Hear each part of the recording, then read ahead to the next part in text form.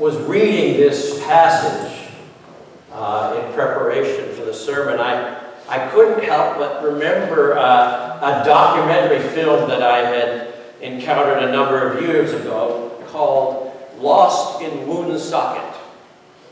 It was a film that was set in the town of Woonsocket, Rhode Island. How many of you have ever heard of Woonsocket? Kind of an interesting name. Woonsocket, Rhode Island. It's about 70 miles east of here. And this film which was following two fellows who were traveling around all over the country and just meeting strangers. And if the strangers that they met needed some help, they would try to provide that help for them. And while they were in Woonsocket filming this trek, they ran into and discovered two alcoholic men, Norman and Mark, who were living year-round in a small tent in the woods, out of sight of the rest of the world. The filmmakers offered to provide these two men with treatment for their addiction, and both men eventually agreed to receive it, and the rest of the movie was about that journey towards recovery. Today, over 10 years later, one of the two men, Norman, is clean and sober, and now works as a counselor to others who are battling addiction. Unfortunately, the other man, Mark, returned to his old habits and passed away a couple of years ago. But like I said, I couldn't help but think of Norman and Mark when I began to look at this week's gospel lesson that tells the story of a similarly isolated person living out of view of the world around him, alone, tortured by his demons, until a man named Jesus discovers him and offers him help. This unnamed man lives in the region of the city of Gerasa, which, as Luke tells us, is across the Sea of Galilee from Jesus' base of operations in Capernaum, in what is now Jordan. And we need to remember that as Jesus crosses the Sea of Galilee, he's coming away from Jewish territory and he's going into Gentile territory. Across the Sea of Galilee and across the River of Jordan, which flows out of the Sea of Galilee, that's all Gentile territory. And we need to understand that Jesus has consciously chosen to make this trip into Gentile territory. And it's not like he's going from there through that Gentile territory to get somewhere else. No, this was a one-time trip to Gerasa, and then he would come back. And so, as we remember that this is Gentile territory, we recognize that from the point of view of a lot of the Jewish people, Jesus has no business going to this place. You were supposed to stay away from Gentile territory. And in fact, if your path took you, if you were to go straight, if you were going someplace and if your path took you supposedly through Jewish or Gentile territory, you would usually just go around that territory to get to where you're going. And so why was Jesus going here to Gentile territory? None of the people in Jesus' time, none of the Jewish leaders would have been able to give the answer to that and say, what on earth is this holy person, or supposedly holy person, doing there in this Gentile region? And then once he arrives onto this Gentile territory, they had barely stepped on dry land when they encountered the fellow we just spoke of, the man that Luke does not name, but tells us that he is identified as a person who had many demons possessing him. This man's troubling behaviors were frightening enough to the local citizenry that they had pretty much forced him out of normal society and made him live on the outskirts among the tombs of the dead.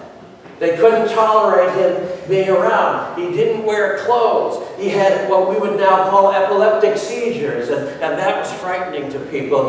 He would cry out. In other portions of Scripture that tell this same story, it says how he would cut himself with stones. And the people couldn't tolerate this. They said, he has demons, and we must put him out. And so they would make him stay in the tombs, out of sight, away from the world around him. Just like I said with Norman and Mark and Woonsocket.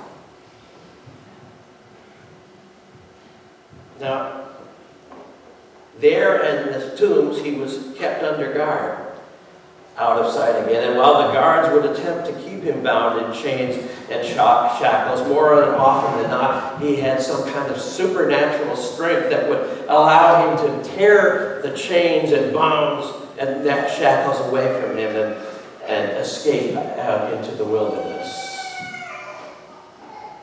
He was known to the people of the region. Probably, that's that strange guy that you kids should stay away from, right? Remember when you were growing up, there was those people, maybe, your folks said, no, don't go. And kids would make up all sorts of stories about those persons. I think you all remember that, maybe, for when you were growing up. He was known to them, but they didn't really pay him much attention except maybe to make him an object of pity to the people around him. But they also, because he had demons, thought, oh gosh, this must be a sinner. Because otherwise, how would he have gotten all of these demons? And that was the situation that he was living in this place, away from everyone else, isolated, in what I might call the Shadowlands, the kind of place where you wouldn't necessarily know that anybody was there unless you worked really hard. And we have folks like that all around our communities. If you were to go far enough in the woods and the outskirts of our communities, you would find people living there. Some even in the winter. Others are living under bridges or places where they can find shelter away from the eyes of the people. Because the experience of this poor fellow in Luke's gospel is not an uncommon one. All around us, even still to this day, even in this wealthy nation, there are people who are living in the Shadowlands, in the outer fringes of society, out of sight and largely out of mind, except to serve as a means of helping the quote-unquote normal people feel better about themselves.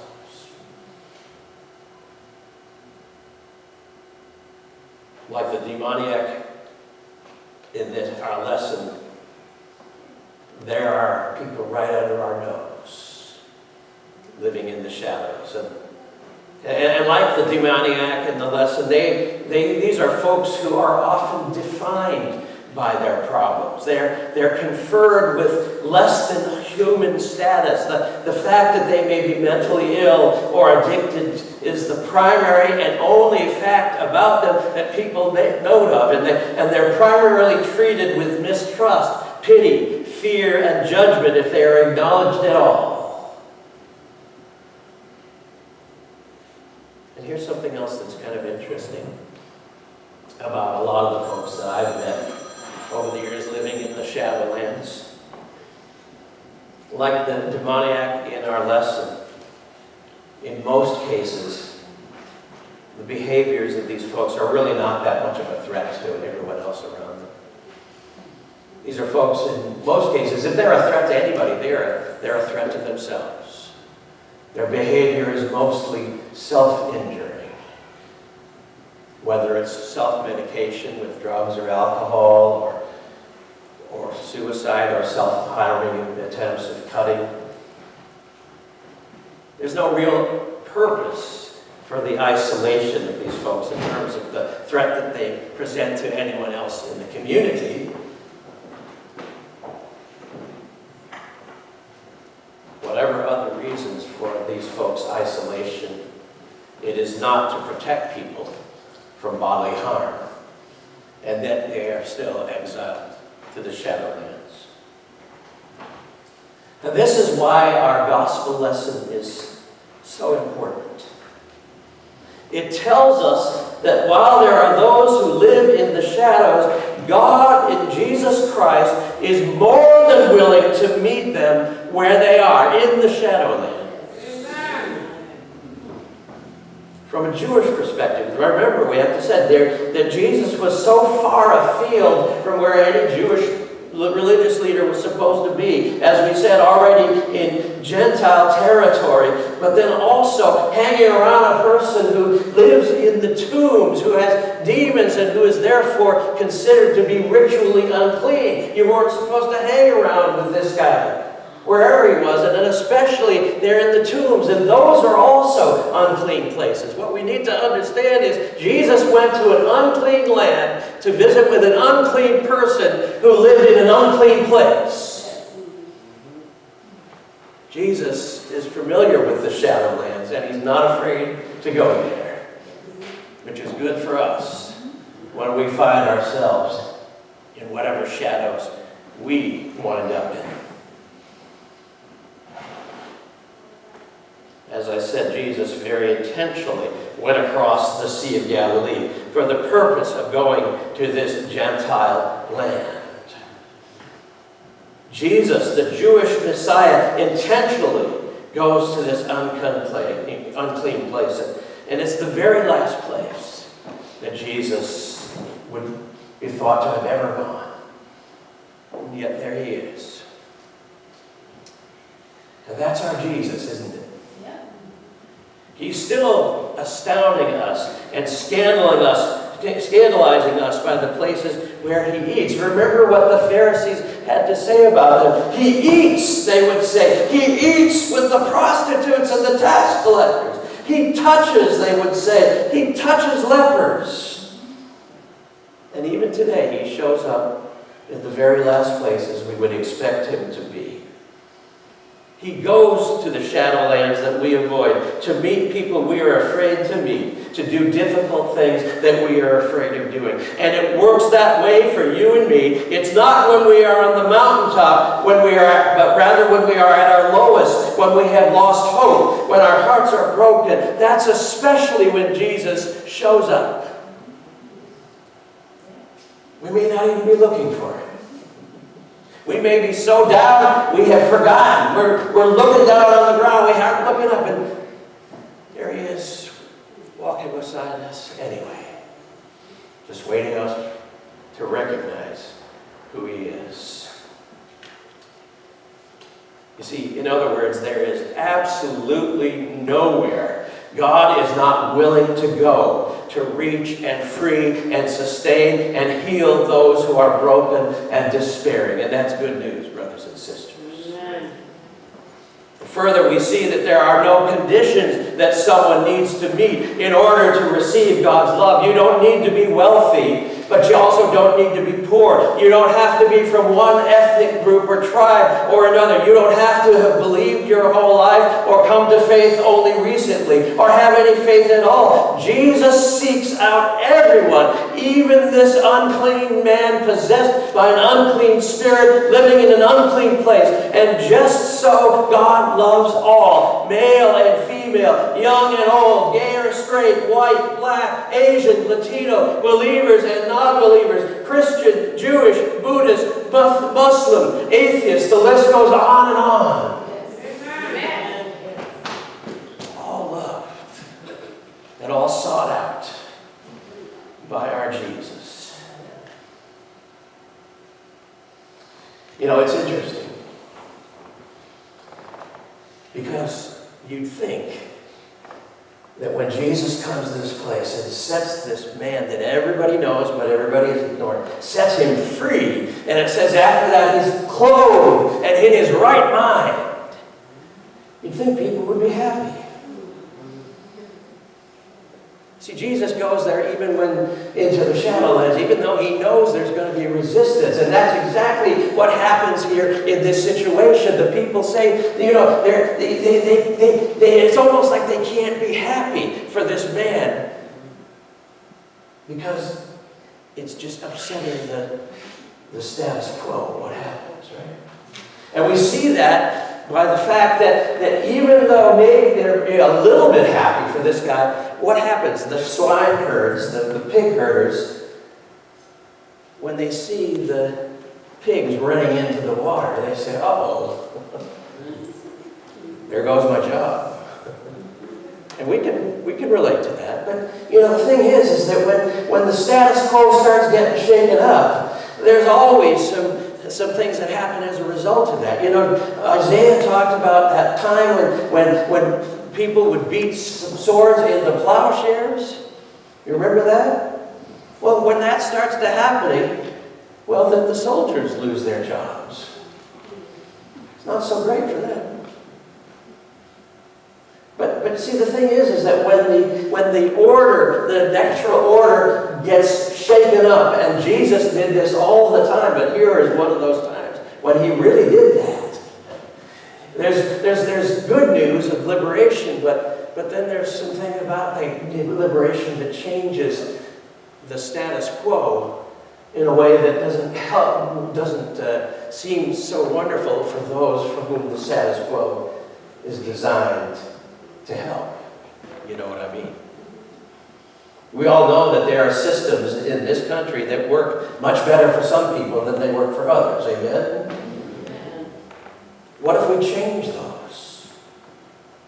There's always a cost. Liberation isn't free. We hear that all the time on Memorial Day, right? Freedom isn't free. In this case, one of the things it cost was a herd of pigs. And I'm thinking about, all of the things that, when we look at the costs of paying for liberation, for freedom, for taking care of folks who are living in the shadowlands, and our country, by and large, says, no, we're not willing to pay that cost. Try to have a run on a platform, whether you're a senator or a representative, well, we're going to raise the taxes that we've needed to raise for years so that we could actually finally provide adequate care for people who are mentally ill and substance abusing. They just won't do it. It's like that herd of swine they don't want to get rid of. They won't pay for it. And we have gotten to the point now where we're so willing to accept that there's always going to be a certain number of people in the shadows, that even our veterans are not getting the services that they need. Even our veterans are left to live in the shadows. Even our veterans are left to have a higher suicide rate than anyone else. They're left to deal with their PTSD that came directly out of their experience serving this country. And we're not willing to pay for the help that they need.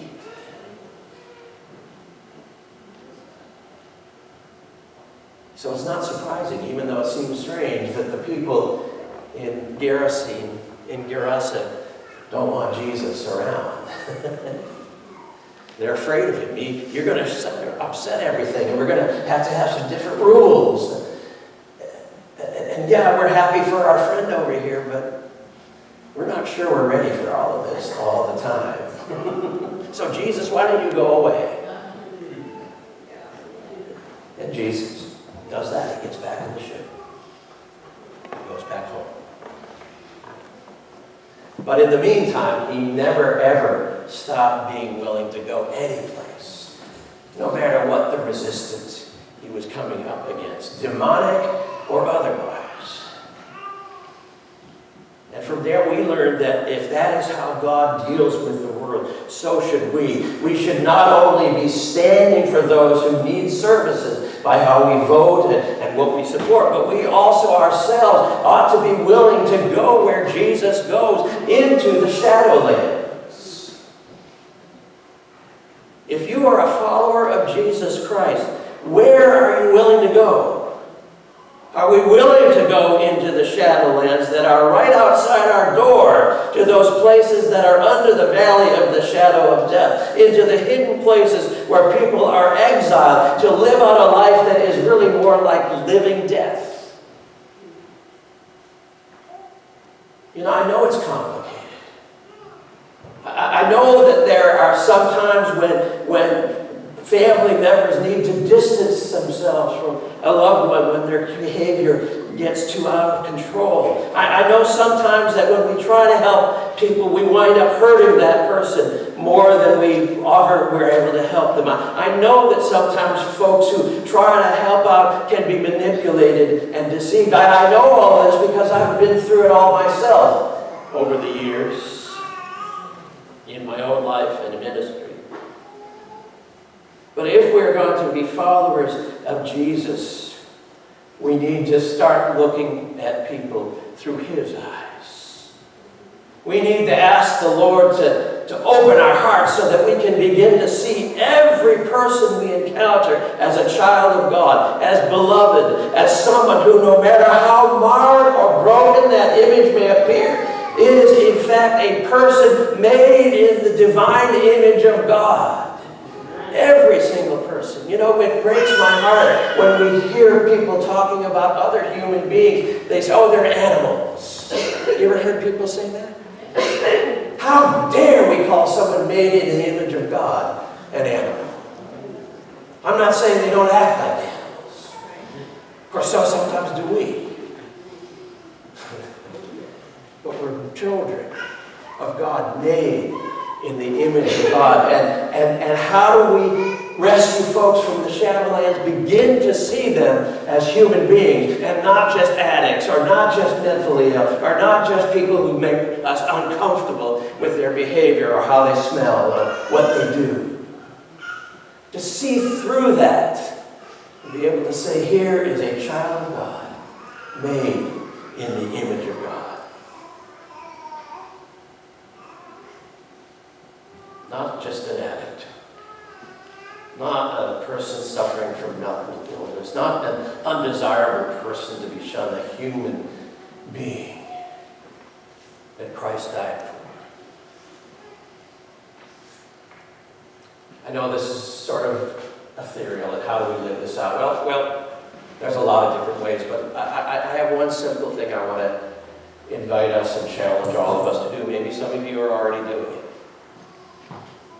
One small step I want to invite us to take on our way to a much larger journey. Like I said, some of our modern day demoniacs are living right under our nose.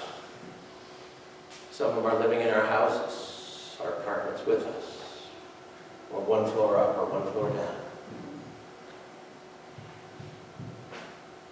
But wherever we encounter someone who usually elicits our fear or our pity or our desire to distance ourselves, can we at least try to teach them to treat them like a human being? Would it hurt us, for example, to look someone in the eye and say hello? I don't know whether you want to give somebody who's begging money or not. That's for you to decide. But could we at least, just look them in the eye and say, how are you doing? God bless you. Can we give them that gift of just simply being acknowledged as a human being? Where are you willing to go? How far are we willing to take our decision to follow Jesus? Will we go with him into the shadows in the hope that God might use us to bring freedom and liberation to those who are oppressed by the devil? Amen. Amen.